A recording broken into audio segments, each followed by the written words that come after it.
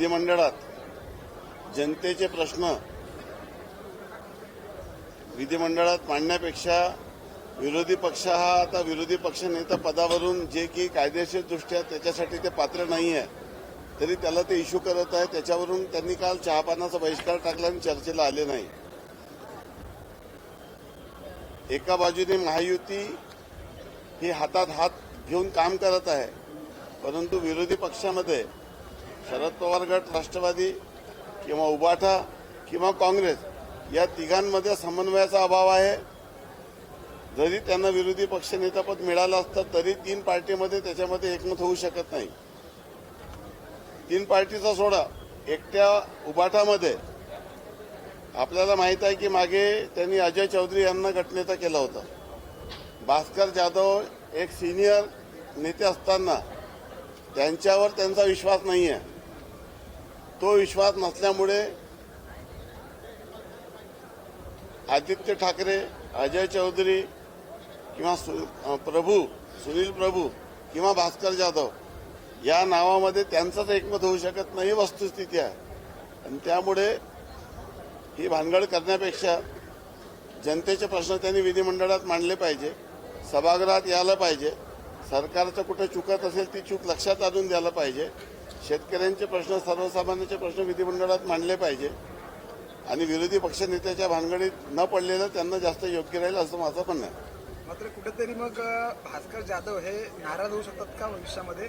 आणि ठाकरे गटामध्ये अशा ज्येष्ठ नेत्यांना डावलण्यात येतं असं महाविकास आघाडीचे सरकार असताना जेव्हा उद्धवजी मुख्यमंत्री झाले तेव्हा एकाच घरी मुख्यमंत्रीपद आणि दुसऱ्या मुलाला मंत्रीपद त्यांनी दिलं. सुभाष देसाई आणि अनिल परब या चारही लोकांना त्यांनी मंत्रीपद दिलं. जेवढे अपक्षाचे कोट्याचे मंत्री होते जे महाविकास आघाडीमध्ये तिन्ही पक्षाला शेअर करायला पाहिजे होतं ते एकटे उद्धवजी ठाकरे यांनी स्वतःच्या कोट्यातून दिलं. त्यामुळे अनेक लोकांवर त्या माध्यमातून अन्याय झाला आणि ही जी रिॲक्शन झाली 20 तारखेला त्याच्यामागे त्यांनी घेतलेले हे चुकीचे निर्णय हे देखील कारणीभूत राहिले. हे प्रत्येकाला मान्य करावं लागेल. जसवंत साहेब, एक महत्वाचा प्रश्न आहे.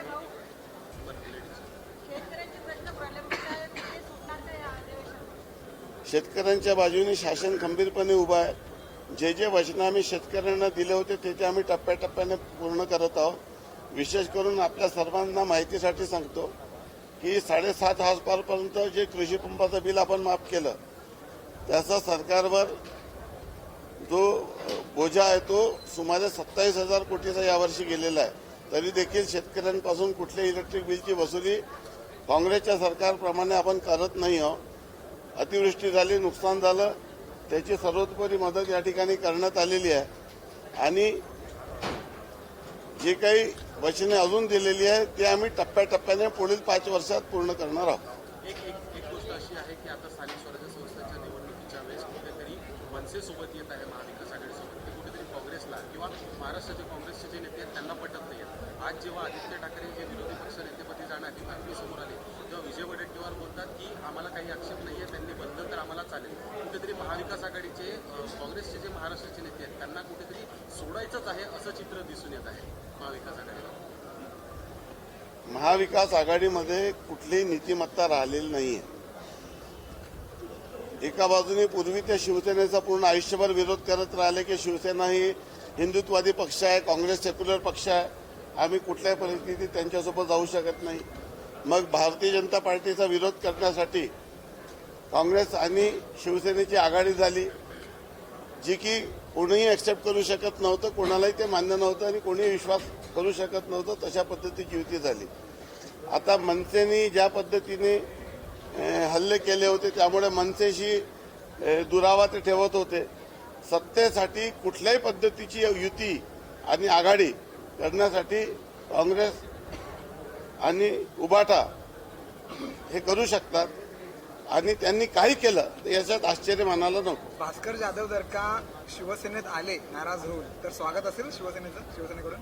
आता भास्कर जाधव पूर्वी कशा पद्धतीने काय काय चर्चा झाली होती ते मला सांगायचं नाहीये, परंतु भास्कर जाधवनी आपल्या मनातली खतखत ही अनेकदा बोलून दाखवलेली आहे. जे पोटात आहे ते होटात अनेकदा आलेला आहे आणि तो लवकरच अजून येणार आहे. ज्या दिवशी आता गटनेता देखील ते भास्कर जाधवला करू शकले नाही, यापेक्षा भास्कर जाधवांचा मोठा अवमान होऊ शकत नाही.